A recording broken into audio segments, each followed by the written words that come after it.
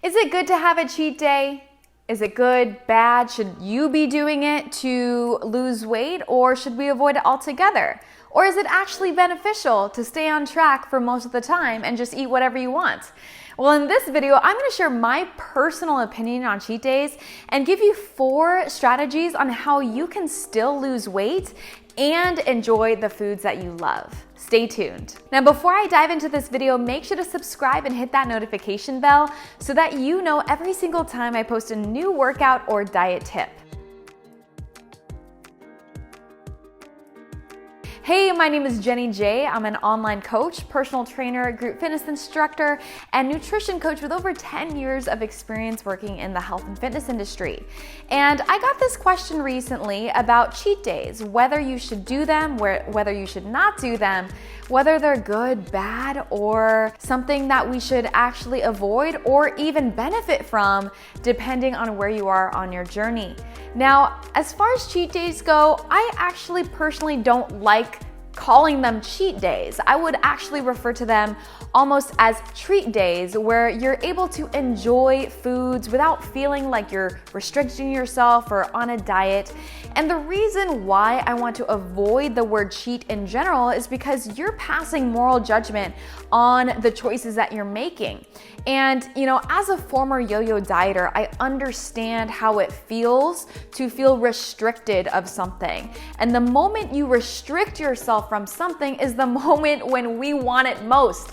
If you are on a diet right now and you've told yourself, I can't have chocolate, I can't have cake, I cannot have cookies, that is the very thing that you focus on the entire time. You feel morally, mentally, emotionally, and physically exhausted and restricted from the very things that give us joy and happiness. Whereas instead of seeing them as cheats, where you're almost punishing yourself or you're labeling yourself as bad for having them, we should almost consider them as treats, being able to enjoy them because they taste great, but it's not passing judgment over your choices. You're enjoying life because I believe life is all about balance, and there's no black and white kind of diet plan that anyone should be on. I believe in moderation. Moderation is key to the joy of life because diets are temporary. Life is lasting. We want to be able to enjoy the things that give us happiness and satisfaction, but still also be healthy. So first and foremost, I want you to get rid of the word cheat and treat it as a treat. Okay? As far as how I teach my nutrition clients how to kind of incorporate the foods that they love. So let's say you love ice cream, you love cookies, you love cake. I consider food as on a spectrum. So rather than labeling cookies and cake as good versus bad, just consider better or worse, okay? So there are better foods for you and there are worse foods for you. The better choice, let's say if we have 2 choices, we can eat a sweet potato fry or the actual sweet potato. They're still generally healthy. I mean, it is a sweet potato. You're still gonna get good nutrients from sweet potatoes, but the better choice is gonna be the actual sweet potato. The worse choice would be the sweet potato fry because it has been fried and it might have been stripped from some of the nutrients than if we just had it raw or baked or roasted. Another idea of where food is on a spectrum is, the difference between having chocolate ice cream and then actually having, dark chocolate or even cacao without the added sugar. So there's a spectrum of food where we get to choose, when you're faced with 2 different decisions or a couple of different options, you constantly want to ask yourself, is there a better choice for me? So if you are going to have a dessert and you want to have a treat, can you choose a better option? So instead of choosing the fruit sorbet, can you actually have a fruit bowl? It's gonna give you a lot more fiber. It's gonna keep you full. It's gonna keep you on track with your health goals, but it will also give you natural sugars and natural sweetness from nature's candy, from real food, as opposed to actual candy. So when you're given that option or that opportunity, you can determine if you want a better food or if you want a worse food. And there's nothing wrong with choosing the worse food. If you want to have that sweet potato fry, if you want to have the actual candy, if you want to have the ice cream, you're not a bad person for having it. You gave yourself the choice to give yourself that treat. You logically know that there are better choices out there, but in that situation, you decided to choose a slightly worse option. And no, you're not a bad person, and you're not falling off your diet by choosing that option. You decided to treat yourself that day, and that's okay.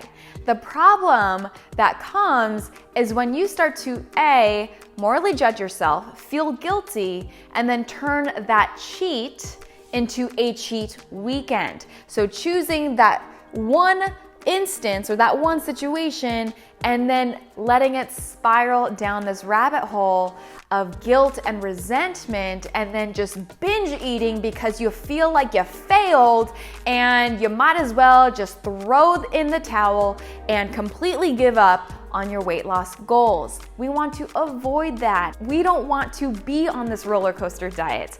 I know firsthand how that feels, and the experience and the journey is just not fun. And my goal is to help you learn how to have a better relationship with food so that you're not labeling any food as good or bad, and you're not labeling yourself as good or bad. So just remember that if you are gonna treat yourself, give yourself grace and compassion for that one instance, but don't let it spiral down this rabbit hole of having a cheat weekend or a cheat month or a cheat year. So I hope that tip helped. Now, there are 4 different strategies that I want to present to you to helpfully give you an idea or a strategy on how to approach your nutrition and your diet goals. So tip number 1 is to consider living an 80-20 lifestyle. Now, this is my personal regimen, and it gives me a sense of grace. So 80% of the time, I'm choosing good foods that help me thrive and survive, and I'm eating healthy 80% of the time. And then I allow 20% of being able to enjoy those treats. And what works out in a 7-day work week is that, I'm good 5 days out of the week. It gives me structure Monday through Friday. And then on the weekends, Saturday and Sunday, you don't have to really care as much about what you're eating, because weekends are all about socializing, hanging out with friends and family, going to different restaurants, and allowing yourself to enjoy without it completely wrecking your goals. So having that flexibility is a great sustainable way to make sure that most of the time you're eating on track for your weight loss goals or your nutrition goals, and allowing 20% of a little bit of grace and a little bit of compassion so that you can have some fun. Tip number 2 is to consider this idea of intuitive eating. Now, intuitive eating is this idea of being able to tap into what your body needs at the time. And you do need to have a good sense of nutrition knowledge in order to be a good intuitive eater. But sometimes there are days where you just feel like you need a lot more carbs than usual, or you just feel like you need more energy, you're depleted, you can't get the same intensity in your workouts, or maybe you're just really craving sweets. Maybe it's that time of the month and you want nothing more than a piece of chocolate. Being able to tap into what your body needs and wants at the time is something called intuitive eating. Now, sometimes we might not be at that kind of advanced level yet because we have no idea what's good for us and what's not good for us. So I would say using intuitive eating is a great strategy for those who have a handle of their nutrition and have a sense of what they should be eating when, and using intuitive eating to kind of just gauge how you feel in certain situations, and if you need, a little bit extra sugar that day, or if you need a little bit more carbs or a little bit more healthy fats because you're feeling more hungry than usual, then intuitive eating is a great idea to implement so that you don't have to feel like you're restricted or on this regimented plan, and you're just tapping into what your body needs at the time. Tip number 3 is to actually have the cheat day. Now, there are some people, and maybe this is you, where having a regimented black and white plan is actually beneficial. Now, I used to be like this back in the day when I had no idea how to eat. Sometimes having this all or nothing approach really helped me to say yes to the foods that I knew were good for me and no to the foods that I knew were gonna wreck me completely and get me off track of my weight loss goals. So having the cheat day gives you this almost strict plan where you don't have to pass moral judgment or really think about whether or not you can have something.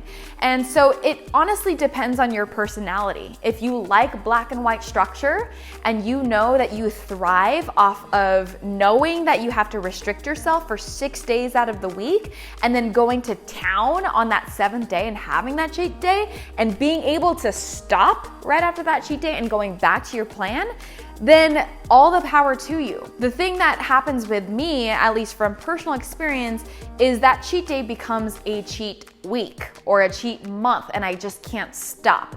So if that's the tendency that you have, if you have that kind of behavior, then having the cheat day is probably not going to be beneficial for you, and having more of a flexible plan like an 80-20 plan or intuitive eating might be beneficial. So you honestly have to ask yourself which works best for you.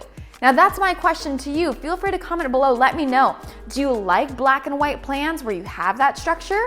Or do you kind of like this flexible, intuitive eating approach? Let me know what strategy you do. And tip number 4 is to have a reward system other than food. You know, we use food as ways to reward ourselves from all the hard work that we did in our daily lives. It can be a graduation, a baby shower, bachelorette, wedding. We celebrate with food.